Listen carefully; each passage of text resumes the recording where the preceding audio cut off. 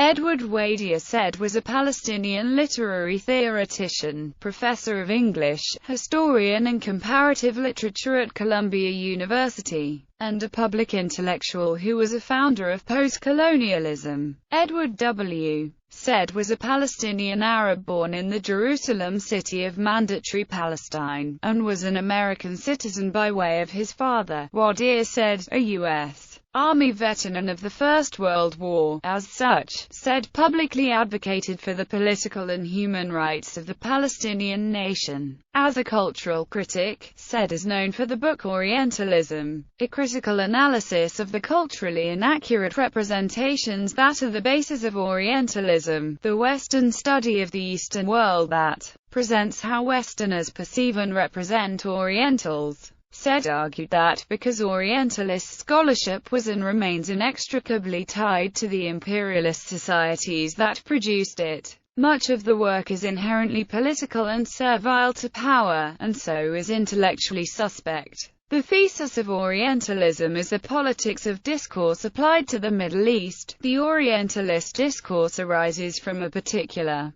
political culture, defined by the presuppositions of the political culture, which, in turn, shape the political culture and the political culture of the subject area. The analytical model of Orientalism much influenced the humanities and especially the field of Middle Eastern studies, where it transformed the academic discourse of the researchers, how they examine, describe, and define the cultures of the Middle East. Nonetheless, some academic historians disagreed with the thesis of Orientalism, especially the Anglo-American Orientalist and historian Bernard Lewis. Orientalism derived from Said's knowledge of colonial literature, such as that of Joseph Conrad, the literary theories of R. P. Blackmer and Raymond Williams, the post-structuralist theories of Michel Foucault and Jacques Derrida, and the critical works of Giambattista Vico, Antonio Gramsci, and Theodore Adorno. The intellectual formation of Edward Said was an education in the Western canon imparted in Egypt and in the U.S. About that cosmopolitan schooling and education, in the autobiography Out of Place,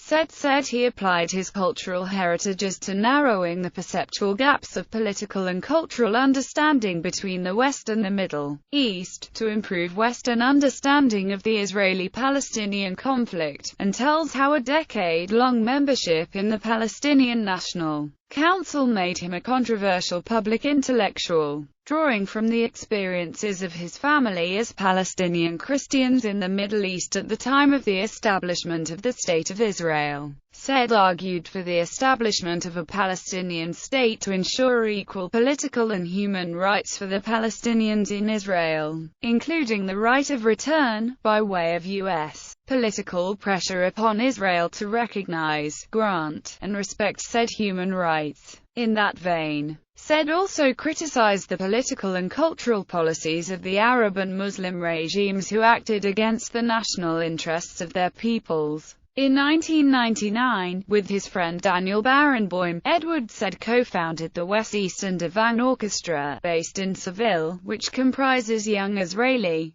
Palestinian, and Arab musicians. Moreover, besides being a Renaissance man, Said was an accomplished pianist, and, with Barenboim, co-authored the book Parallels and Paradoxes, Explorations in Music and Society, a compilation of their conversations about music. Edward Wadia Said died of leukemia in late September 2003, yet remained intellectually active in the last months of his life, as indicated in the interview with Edward Said, in which David Barsmanian epitomized Edward Said as the public intellectual in opposition to the status quo whose remit is to sift, to judge, to criticize, and to choose, so that choice and agency return to the individual, man and woman, and that size ideal community does not exalt commodified interests and profitable commercial goals, but value, survivability and sustainability in a human and decent way, yet acknowledge that those are difficult goals to achieve, but I think they're achievable. Biography. Early life. Edward Wadia Said was born on 1 November 1935, to Hilda Said and her husband Wadia Said, a businessman, in the Jerusalem city of the British Mandate of Palestine. Wadia Said was a Palestinian man who soldiered in the U.S. Army component of the American Expeditionary Forces, commanded by General John J. Pershing, in the First World War. That wartime military service granted Said pair U.S. citizenship to him and to his family post-war. In 1919, in Cairo, Wadia Said established a stationery business, in partnership with a cousin. Like her husband, Hilda Said was an Arab Christian, born in Nazareth, Palestine. Although the Said family practiced the Jerusalemite variety of Greek Orthodox Christianity, Edward was agnostic. His sister Rosemary Said Zallan also pursued an academic career. At school, autobiographically, Edward W.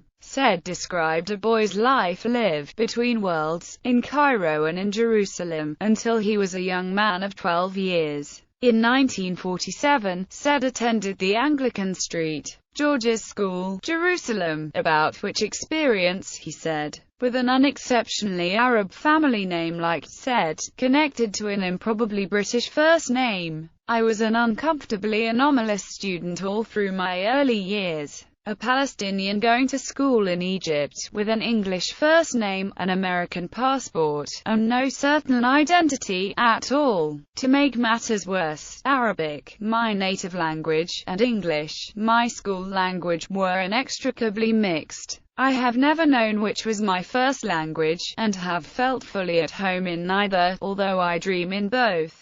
Every time I speak an English sentence, I find myself echoing it in Arabic, and vice versa. Between Worlds, Reflections on Exile, and Other Essays, pp. 556–57. In the late 1940s, the latter school days of Edward Said included the Egyptian branch of Victoria College, where one classmate was Mitchell Shaloub, whom he remembered as a sadistic and physically abusive head boy. Other classmates included King Hussein of Jordan, and Egyptian, Syrian, Jordanian, and Saudi Arabian boys whose academic careers progressed to their becoming ministers, prime ministers, and leading businessmen of and in their respective countries. In that colonial time, the VC school educated a selection of Arab and Levantine lads to become the anglicized ruling class who, in due course of their careers, were to rule their respective countries, upon British decolonization and withdrawal to motherland Britannia.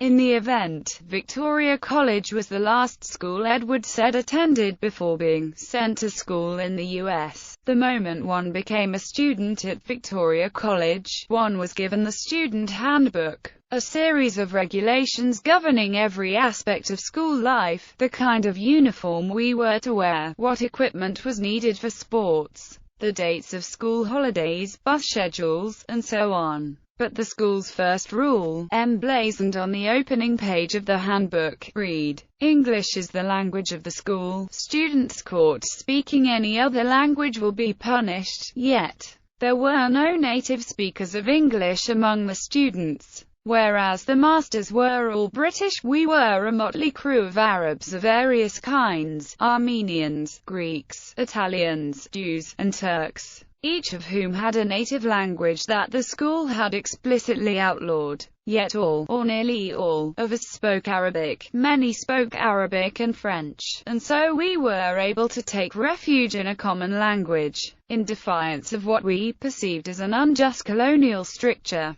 Between Worlds, Reflections on Exile, and Other Essays, pp. 556–57. Despite acute intelligence and academic superiority, Edward Said proved a troublesome student and was expelled from Victoria College in 1951. Then was sent from Egypt to the eastern U.S. and deposited to the Northfield Mount Hermon School, Massachusetts, a socially elite college prep boarding school where he endured a psychologically difficult year of feeling out of place. Nonetheless, Said excelled academically, and achieved the rank of either first or second in a class of 160 students. In retrospect, having been sent away so far from the Middle East was a parental decision much influenced by the prospects of deracinated people, like us, being so uncertain that it would be best to send me as far away as possible. The realities of a peripatetic life, of interwoven cultures, of feeling out of place, and of being far from home, affected the schoolboy said to the degree that, in adult life, the themes of dissonance continually arose in the academic, political, and intellectual works wrote. In the event, Edward said matured into an intellectual, a polyglot young man, fluent in the English, French, and Arabic languages, who earned a Bachelor of Arts degree from Princeton University, then a Master of Arts degree, and a Doctor of Philosophy degree in English Literature, from Harvard University. Career in 1963, Edward W. said joined Columbia University, as a member of the faculties of the Department of English and of the Department of Comparative Literature, where he taught and worked until 2003. In 1974, he was visiting professor of comparative literature at Harvard College. In the 1975-76 biennium, he was a fellow of the Center for Advanced Study in Behavioral Science at Stanford University. In 1977, he was the Part Professor of English and Comparative Literature at Columbia University, and subsequently was the Old Dominion Foundation Professor in the Humanities, and, in 1979, he was visiting Professor of Humanities at Johns Hopkins University. As a peripatetic academic, Said also worked as a visiting professor at Yale University, and lectured at other universities. In 1992, Said was promoted to professor, the highest-rank academic job at Columbia University. Editorially, Professor Said served as president of the Modern Language Association, as editor of the Arab Studies Quarterly in the American Academy of Arts and Sciences, on the executive board of International PEN, in the American Academy of Arts and Letters, in the Royal Society of Literature, in the Council of Foreign Relations, and he was a member of the American Philosophical Society. In 1993, Said presented the BBC's annual Wreath Lectures, a six-lecture series titled Representation of the Intellectual, wherein he examined the role of the public intellectual in contemporary society, which the BBC published in 2011.